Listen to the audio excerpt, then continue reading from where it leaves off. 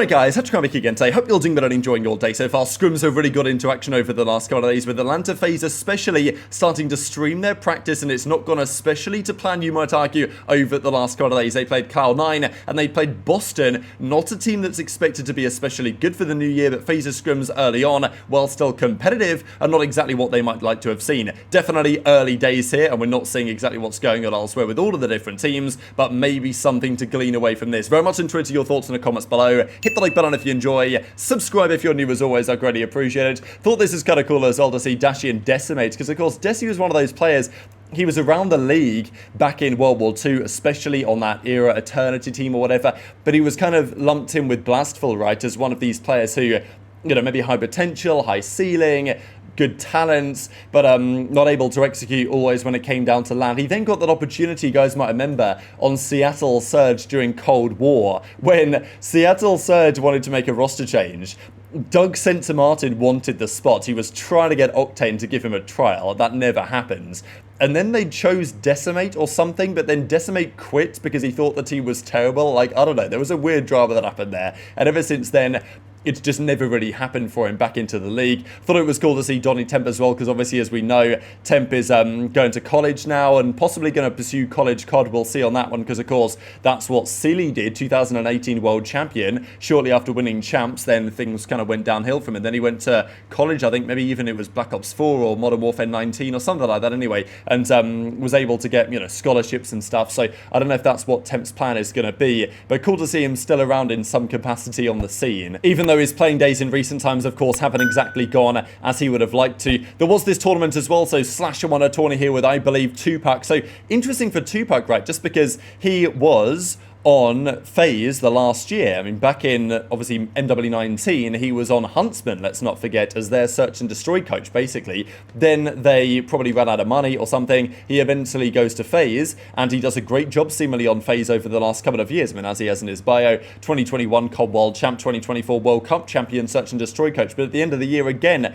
you know, the budgets in esports not looking so pretty. They've gone down to some extent, and yeah, TJHaLy now is looking for an opportunity. I mean, I guess the way that it works, if you're him, you just keep winning search and destroy tournaments. You know, everyone knows that if they want search and destroy help, you're probably the guy to go to. But yeah, having him and Slasher on the same team is obviously going to be a bit of a cheat code in search and destroy. But let's talk about some of these scrims, because of course the FaZe team that did have TJHaLy for the most recent season, they no longer have him on their roster. Will that affect their search and destroy play? Maybe, maybe not. It's kind of difficult to say. But we know that their respawn scrims are certainly getting back underway. We've not really seen OpTic do, you know, stream much lately. I think it's cool to see that the FaZe guys are actually streaming it. Plenty of these players, they're practicing, they're scrimming the game, and they don't want to broadcast it, right? And it's just sad for the whole community when that happens. I get why the players don't want to do it. It can be distracting. People are going to talk about the results, like in this video. Like, it is what it is, right? But at the end of the day, the community wants to see the outcomes, and they also can get a load of money for it. I think that's the bottom line, is that the pros don't have to do it, of course, but a lot of the pros realize that, well, if they turn the stream on, people love watching scrims. I mean, when I was first getting into the scene, okay, I watched the scene for a long time, since like Black Ops 2, maybe even slightly earlier, but I really got into it around Black Ops 3, which maybe no surprise to those of you who know the channel. But during that year, I'd always watch the OpTic guys whenever they were streaming, and I'd watch 8s, and 8s were fun, but scrims were like the best content, and everyone knows this really. If you watch scrims, it's always the best stuff to watch, and the players know that as well, although it can be distracting streaming the practice, even if you completely switch off from the chat and fully lock in, and even mute your comms after the map so you can discuss with the team without other teams hearing you if they're listening in. Even if you do that, you're still on some level probably getting distracted just by the idea that somebody's watching, and therefore somebody's judging and somebody's looking at the results, which of course isn't the case normally. But it's cool to see that some pros are going to do this. They will stop the streamed scrims probably, but this year we know that in terms of like average league salary, it's probably lower than it's basically ever been, at least in the CDL era, because, well, I don't know if that's necessarily true, but it feels true, because we've heard rumors about pay cuts and everything, and even the top teams taking serious pay cuts. Not like it's going to matter for some of the top guys on some level. I mean, if the salary is 400k versus 350k, maybe not the end of the world. Shotzzy can stream for a month and make 50 grand, so, you know, you can make up the money, no problem, because ad revenue rates on Twitch are really high right now, and that is true for all of the guys that are streaming their practice. So this is when, hopefully, the streamed scrims will last longer this year than they have done before, but of course, time will tell whether that's actually true. We did see Surge. I'm going to try and call them Vancouver Surge when I remember. They played Gentlemate, of course, a team that's not yet been confirmed again, and even SGP yesterday, so that's Exceed's team. They were playing at Gentlemate as well. That, of course, Kismet, Lynz, Priestahh, and Skyz.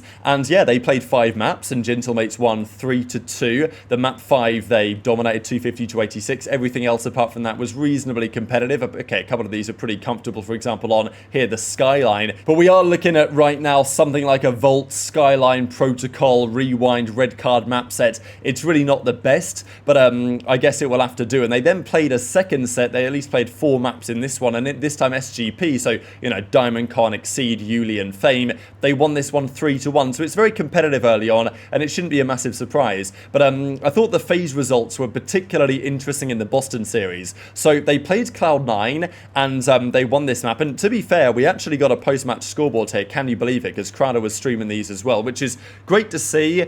I know that there's some glitches here because the damage says 0, the highest streak says 0, and I'm sure that easyMac is loving that, trying to work out the stats for the breaking point site this season. But look, at least we do get to see actual kills and deaths, because we've not got to see that for a long time recently. It's just what's your elimination stats, and you can't even see the other team. So at least we got some numbers here.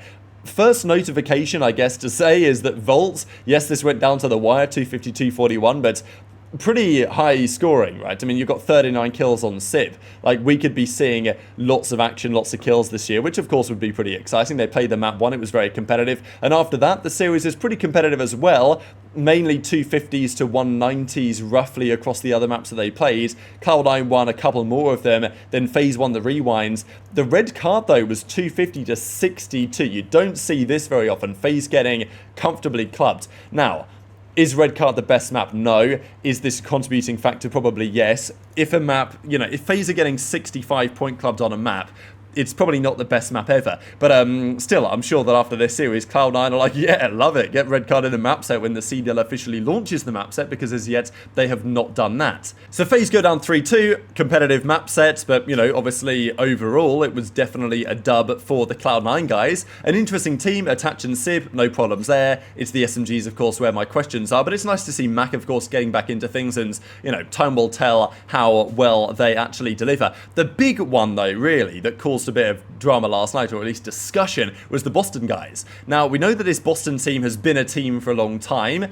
Obviously, FaZe have been a team for longer. They brought Drazah in at the start of last season. These Boston boys, they brought in Purge and, you know, Awakening and Cammy and everything. Well, Purge and Awakening anyway, basically before the World Cup. Cammy was in and around that organisation before then, and they've kept Snoopy around. And game 1 here was 250, 147.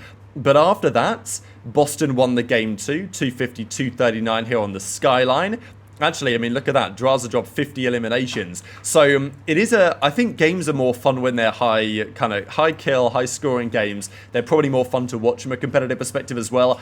I mean, back in not Infinite Warfare, but Advanced Warfare, 70 kills was possible. 60 kills was done a few times back in Advanced Warfare. Even in Black Ops 3, I think the all-time record was Legal, who had 62 on Fringe Hardpoint during that title. So, you know, if it's possible to get above 40 kills, even to like 45, maybe even 50, I think the game is more fun to watch competitively, and it seems like we're kind of getting there, at least on some of these maps. The Protocol FaZe then won 251 or 212. The red card was then won the other way, 250 to 179, and then the deciding map of the series effectively was therefore on the rewinds. The Boston won 250 to 138. So, yeah, as we can see here, not a great map out of Cellium, 15 and 26. Don't see that very often. Cammy, Awakening, Purge, and Snoopy absolutely cooking. So, look, it's early days.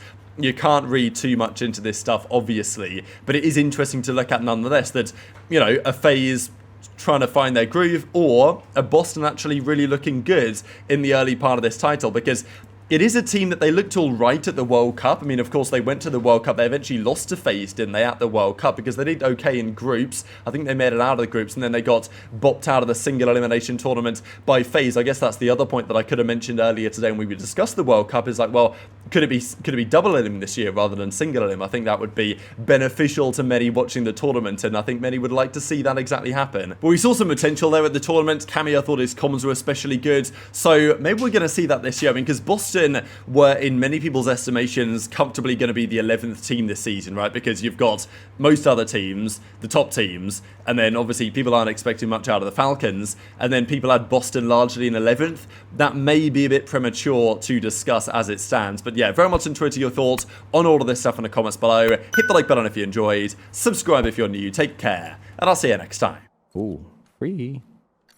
Oh shit. Nah. Switching the stream. Yo. You got a stun. This is free, bro.